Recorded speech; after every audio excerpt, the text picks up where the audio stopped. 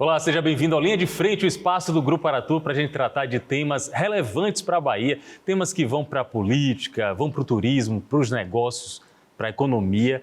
E hoje a gente vai falar disso tudo com o verniz do esporte, um cara que entende bastante desses assuntos e, sobretudo, do futebol. Estou aqui com Emerson Ferretti, tem 52 anos, é presidente do Esporte Clube Bahia e me dá uma satisfação muito grande, a minha, todos os colegas do estúdio, porque foi durante uma boa temporada, a gente se encontrava nesse estúdio aqui, Emerson, em outra situação, agora como entrevistador e entrevistado. Seja bem-vindo. Obrigado, Pablo. Que felicidade voltar aqui à casa, né, a TV Aratu. Tive a felicidade de trabalhar durante 4 anos como comentarista da Copa do Nordeste e no ano passado, lado a lado com você, né, no Aratu Notícias, diariamente, né, apresentando o esporte durante quase o ano todo, né? Foi de maio, acredito, né? De maio a dezembro. Foi uma experiência incrível. Para mim também. Eu gostei muito. Queria já aproveitar o espaço para agradecer todo o apoio que você me deu, né? Era uma experiência nova para mim, apesar de eu já ser da imprensa já há 15 anos, trabalhar como comentarista, mas como apresentador foi uma das primeiras experiências. E o seu apoio e sua experiência me ajudou bastante, né? É um prazer estar aqui na TV Aratu. Hoje é dia de Linha de Frente, não é de Aratu Notícias, mas eu preciso fazer uma recordação de como era o trabalho de Emerson Ferretti aqui, porque diz muito sobre a personalidade e a capacidade dele.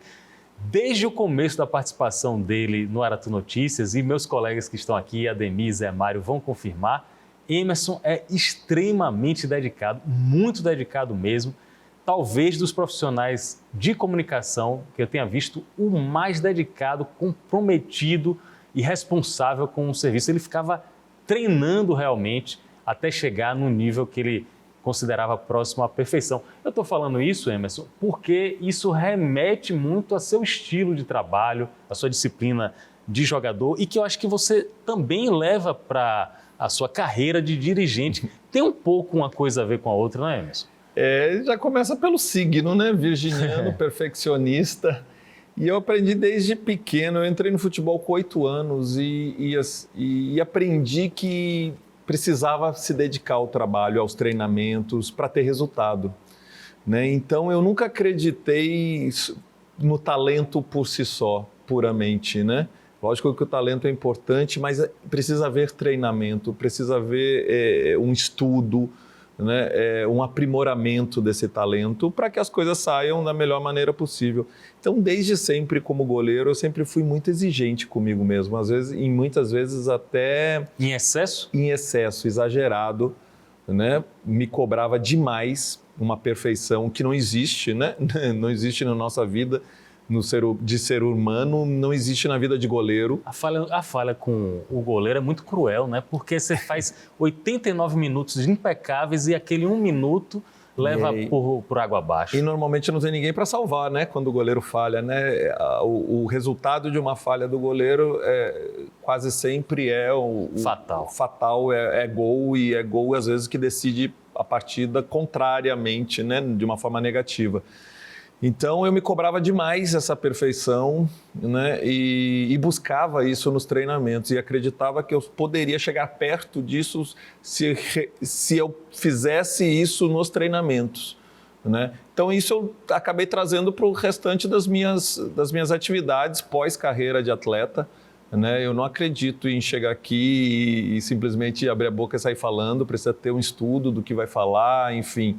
Né? Enfim, precisa se dedicar a estudar. Tem uma máxima no esporte que os treinadores dizem: quando o treino é duro, o jogo fica fácil, e quando o treino é fácil, o jogo fica muito duro e não dá para salvar no meio de uma partida. Eu acho que você aplicou isso aqui na nossa convivência. Teve um outro momento aqui nesse estúdio que eu percebi que você tinha virado a chave. Eu vou dizer aqui o debate. Claro que no debate do Bahia, que promovido pela Aratu e pelo Aratu, tinham 5 candidatos, cada um defendendo o seu ponto de vista, todos muito preparados, mas eu senti em Emerson 2 coisas. O preparo que você teve, o cuidado que você teve para expor o que você pensava e a vontade que você estava, demonstrava uma vontade muito grande de querer fazer parte desse momento histórico do Bahia. Eu imaginei certo ou tinha algo mais além disso? Não, você imaginou certo. A vontade era muito grande e a confiança era muito grande. E por incrível que pareça, vou falar aqui para vocês, a gente teve, eu acho que 4 debates. Em um mês de campanha foram 4 ou 5 debates. E o que eu menos gostei da minha participação foi aqui, o da TV Aratu. Não pela TV, não pelo formato que a TV montou, mas eu não... Para mim foi o pior debate meu, de todos que eu participei, né, na campanha. Mas então você enganou bem, porque você estava muito seguro. Eu disse, não, rapaz, meu amigo está muito seguro aqui. Mas eu não gostei da minha participação, eu sendo exigente comigo mesmo novamente, né? Mas eu não gostei especificamente do debate da TV Aratu.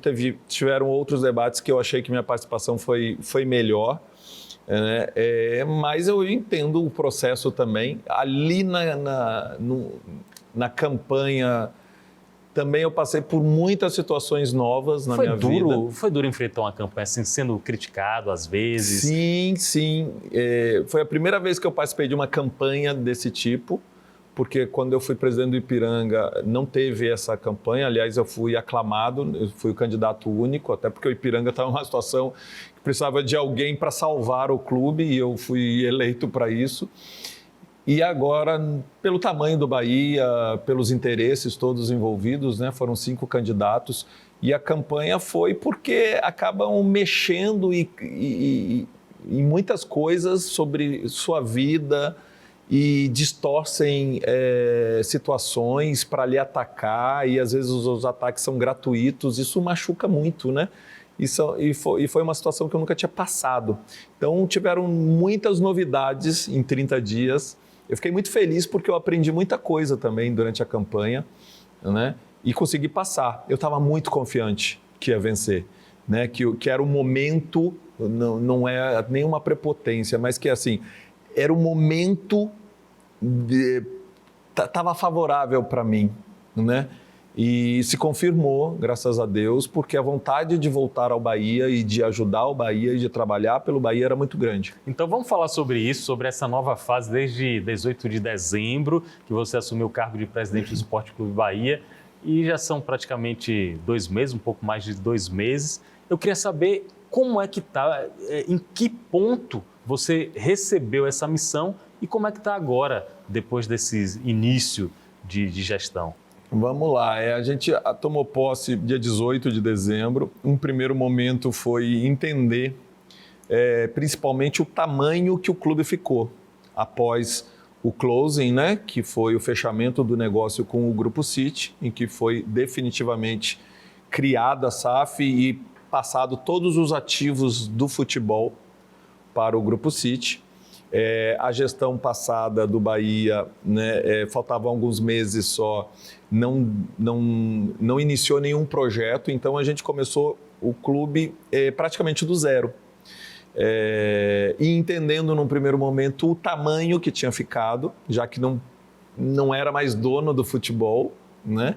Entendendo a relação com a SAF também, que estava ainda muito cinzenta. Até hoje ainda tem algumas áreas cinzentas ainda na relação que precisam ser construídas. Na verdade, é uma novidade para o próprio Grupo City, porque de todos os clubes que o City faz a gestão no mundo, esse modelo de ter um sócio, né, um clube sócio, que é o caso do Bahia, é o único. Então, nem eles têm a expertise de lidar no dia a dia com um modelo de gestão dessa forma. E também para nós, né, também é uma novidade. Então, a gente está aprendendo ainda essa relação. E quando eu falo a gente, eu falo as duas partes. Né? Tá aprendendo. É uma relação amistosa, né? É uma relação boa, mas que sempre existem dúvidas sobre o que pode, o que não pode, isso é dever de quem, é obrigação de quem, né? E que a gente está sempre entrando em contato para poder esclarecer. Eu lembro, durante a campanha, você fazia questão de mencionar os seus projetos para o Bahia, principalmente relacionados ao esporte amador, a ligação que você pode trazer com o poder público, as questões sociais que você mesmo evoca, sociais e educacionais.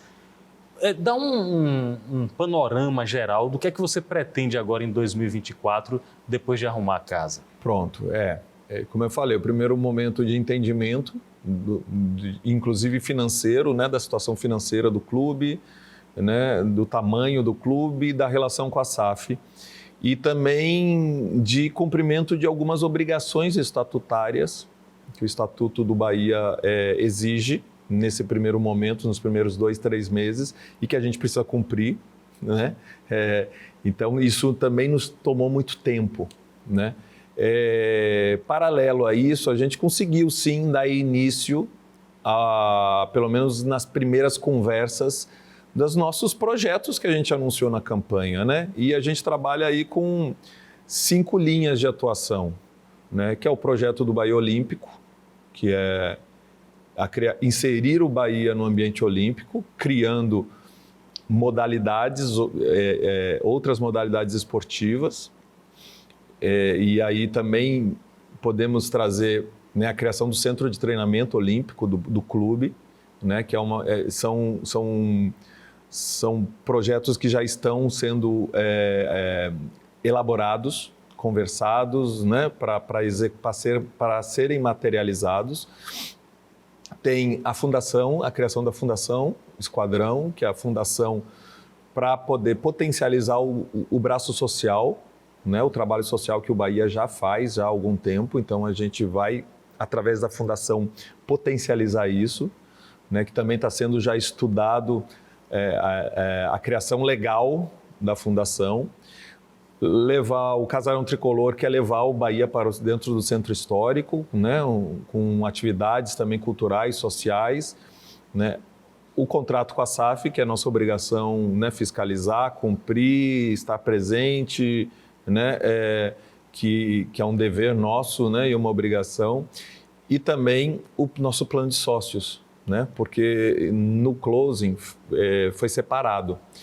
O Bahia SAF tem o plano de sócio, que é esse que é um sucesso, 65 mil sócios, e o nosso, que tem 8 mil sócios, né, que o nosso desafio é fazer com que se torne um plano de sócio atrativo para que os torcedores se associem também ao Bahia e não só ao Bahia SAF. Perfeito. Porque o Bahia SAF tem o ouro, ativo futebol. O ativo futebol, que é o ouro, que é o coração, né, e é o objeto de amor dos torcedores. Então, o interesse é ir para Fonte Nova. Então, isso o plano de sócio do Bahia SAF oferece. O nosso não. Então, a gente tem que tornar o nosso plano de sócio atrativo para que o torcedor tricolor também se interesse em se associar ao nosso plano de sócio. E aí vem os esportes olímpicos, os produtos que a gente vai criar e uma série de coisas que a gente vai anunciar ainda quando tiver condições de materializá-los. Anunciar aqui que a gente tem muito interesse em anunciar também para o grande público torcedor do Bahia.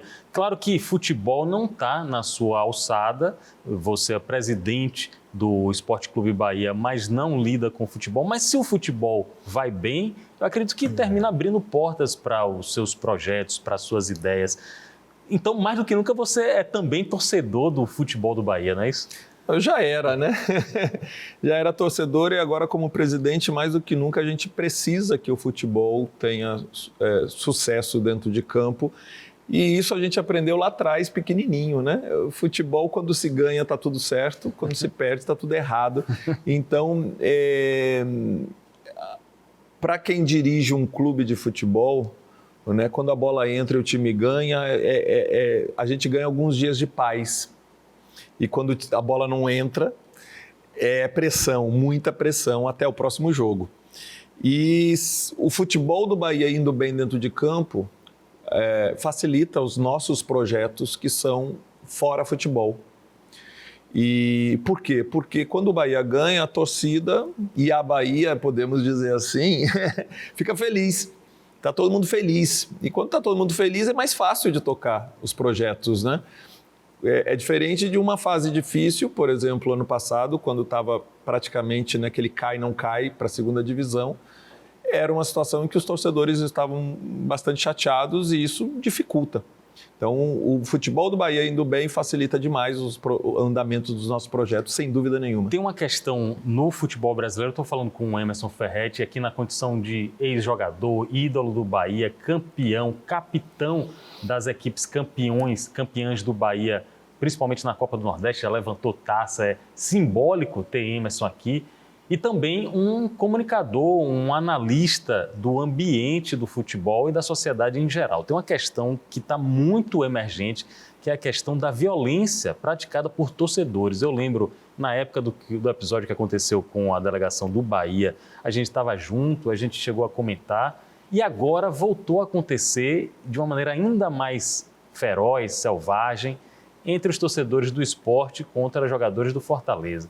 Qual o seu diagnóstico do motivo disso e como é que a gente consegue lidar com esses criminosos?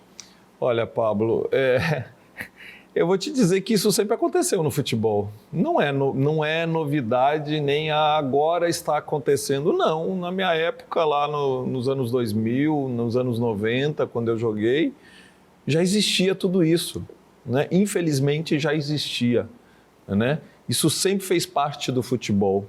Né? Agressões, torcida no CT protestando, pedrada em ônibus. Quantas vezes eu cheguei ou saí de estádio, né? E tomamos pedradas no ônibus de ter que se esconder embaixo do banco, né? Várias vezes. Então isso é normal. Talvez agora,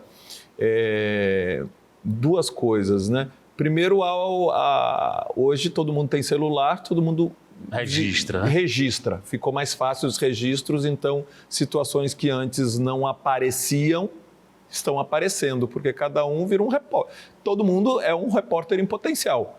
Grava, publica, viraliza e a situação que antes não iria para um meio de comunicação vai, né?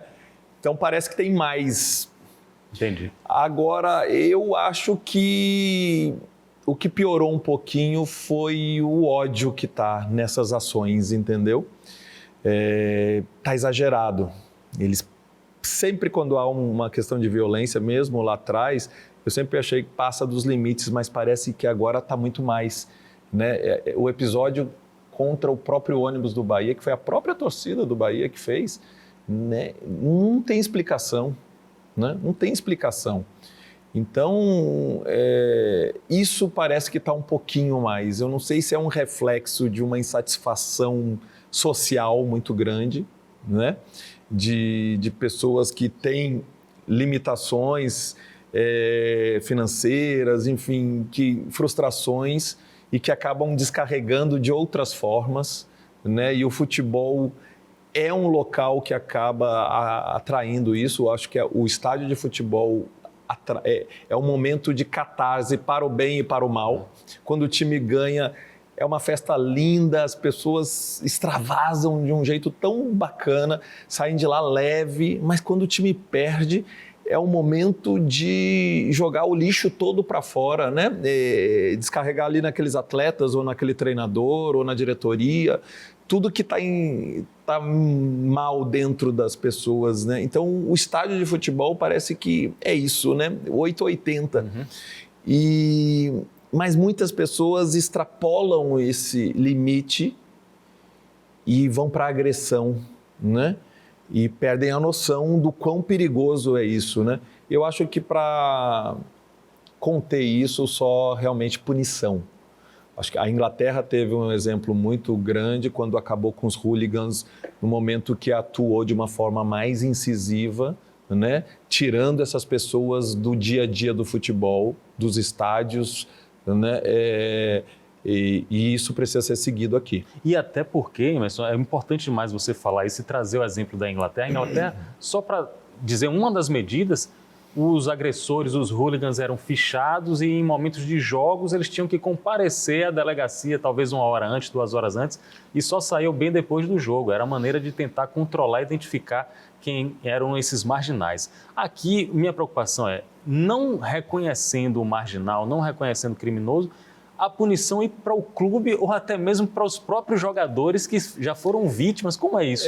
Eu acho que a punição dos jogadores É a punição de ter a violência, não poder jogar, né? Ou ter algum dano físico. Não pode jogar, é um patrimônio que ele tem, que é o próprio corpo. A punição para o clube, eu acho que é educativa no sentido de que assim, o torcedor entender que se ele for para estádio e proferir algumas palavras racistas ou homofóbicas, o seu clube que ele ama for atingido, né, punido.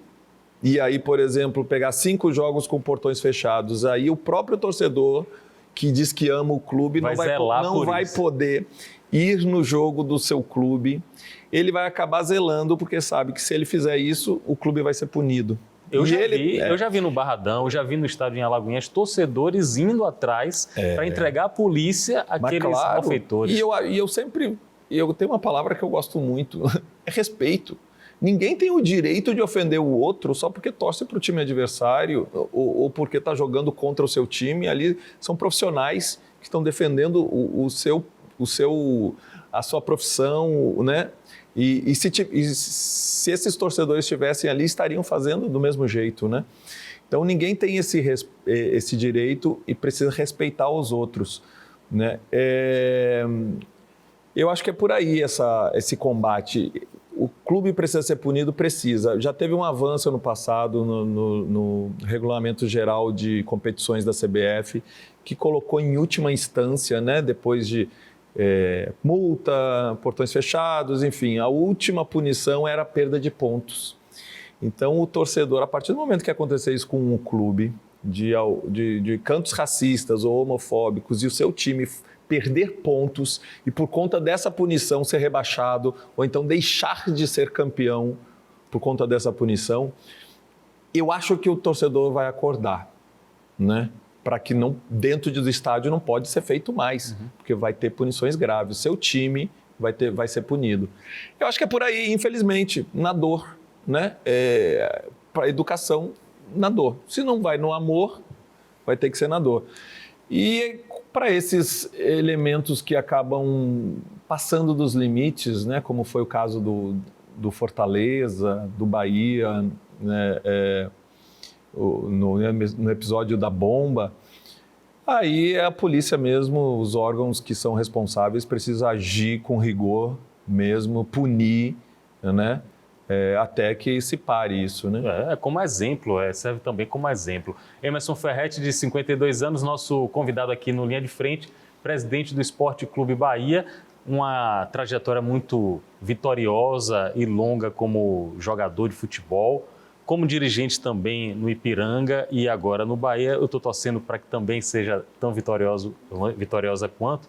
Mas, acima de tudo, o Emerson tem uma característica de ser um cidadão que olha a sociedade com uma abertura, uma amplitude de opinião capaz de fazer com que a gente trate de diversos assuntos aqui. Um deles tem a ver com futebol, mas tem a ver com crime, que é a condenação do jogador Daniel Alves, baiano, multicampeão. Eu acho importante até, Emerson, a gente não deixar que a história também seja apagada. O homem teve a maior quantidade de títulos da história do futebol mundial. Agora foi condenado por estupro. Dentro dessa esteira de outras condenações, eu diria a condenação social pelo crime que ele cometeu, tem estátua sendo pichada, instituto sendo retirado o nome dele, uma boa parte da trajetória dele no Bahia sendo também retirada do museu, do Bahia SAF, como você disse agora há pouco. Isso é o tipo de apagamento histórico que uma pessoa que é condenada por um crime tão grave e execrável como esse deveria ter? Olha, eu assim, lamento muito. Primeiro que realmente o crime eu lamento pela vítima, né? Porque a gente não consegue nem ter a noção de do que sente uma vítima de estupro, né?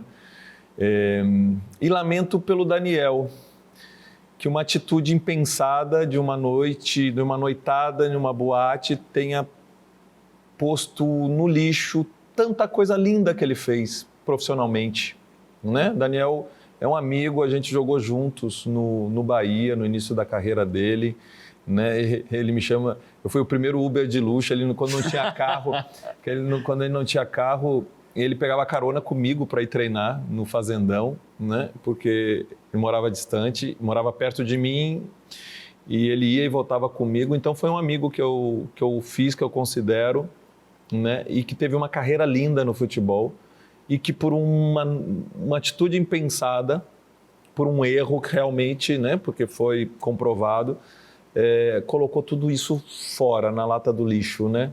Tá pagando por um erro, né? E justo, né? Pagar pelo erro que cometeu, pelo crime que cometeu, é justo, né? E aí a gente tem que respeitar, né? E torcer para que isso sirva de lição, né? Quando uma pessoa famosa, né? Tem uma punição desse nível, acaba passando uma mensagem para a sociedade, né? Porque sempre se imaginou que as pessoas com dinheiro, as pessoas famosas não são punidas. E isso está mostrando o contrário. Então, talvez sirva de lição. E é uma pena por tudo que ele fez ser jogado no lixo. Realmente ele tem uma história linda no futebol, né? No futebol mundial, né? E ele está pagando lamento pelo amigo, lamento pela vítima, pelo estupro. Na verdade, é um episódio condenável e triste para todo mundo. Muito bem. Até para nós que somos fãs, éramos, né, fãs do Daniel, do trabalho, gostamos de futebol, ver um ídolo do futebol acabar dessa maneira é muito triste. Concordo com suas palavras. Eu estou com o Emerson Ferretti aqui. Emerson, sua gestão, seu mandato é de 3 anos? São 3 anos. São 3 anos. Ao fim de 3 anos de mandato, qual a marca que você gostaria de ser lembrado? O homem já foi lembrado como campeão, levantou taça, bola de prata, melhor goleiro do Brasil. Agora você tem uma missão de deixar uma marca como dirigente. Qual será essa marca? Vamos lá, eu tenho vários sonhos aí, né, para deixar um legado. No futebol, eu quero ser o presidente tricampeão brasileiro. Boa. Eu quero e desejo e não acho impossível que aconteça, a gente não pode mensurar quando vai ser, que o Bahia vai voltar a disputar títulos relevantes no cenário nacional, né? Então eu desejo que seja ainda na minha gestão que eu possa comemorar como presidente o tricampeonato brasileiro. Mas aonde eu posso atuar, né, diretamente, assim, primeiro eu quero fazer o Bahia uma referência olímpica, né, ajudar a fomentar, né, os esportes olímpicos aqui em Salvador, na Bahia. Então a marca Bahia entrando com força, né, nesse ambiente olímpico, eu acho que vai ser muito bom para o esporte local de uma maneira geral. Então transformar o Bahia numa referência olímpica e principalmente o Bahia ser reconhecido como um clube que melhor trabalha o social, que melhor cuida do seu povo, que melhor cuida da sua gente, do seu torcedor. Isso é muito importante. Esse lado humano, esse lado de respeito, né? Ser um exemplo para o resto do futebol brasileiro como um clube que se importa socialmente, que tem uma atuação social relevante. O Bahia já é pioneiro nisso, quando criou o Núcleo de Ações Afirmativas, mas a gente pode melhorar muito mais isso, e isso está dentro dos nossos objetivos. Muito bem. Essa ambição diz muito sobre o caráter e o DNA que Emerson Ferretti tem demonstrado tanto nas câmaras quanto fora das câmaras. Isso todo mundo que convive com o Emerson pode atestar. Antes de terminar nossa entrevista, que passa rápido quando é boa a conversa, conte pra gente os bastidores da missão que foi levar Caetano Veloso de volta para a Fonte Nova depois de 50 anos, foi isso que você conseguiu? 54 anos. Rapaz, que feito! Ele tinha ido, e eu recebi, depois que ele foi, eu recebi as fotos da última vez que ele tinha estado na Fonte Nova. A Fonte Nova ainda tinha só o anel de baixo.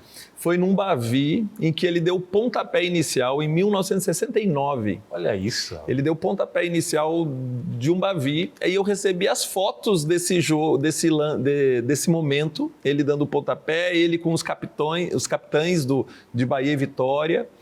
E aí eu mandei para ele, quando eu recebi, eu mandei para ele e ele repostou. Muito né? bom. Porque fotos históricas essas, né?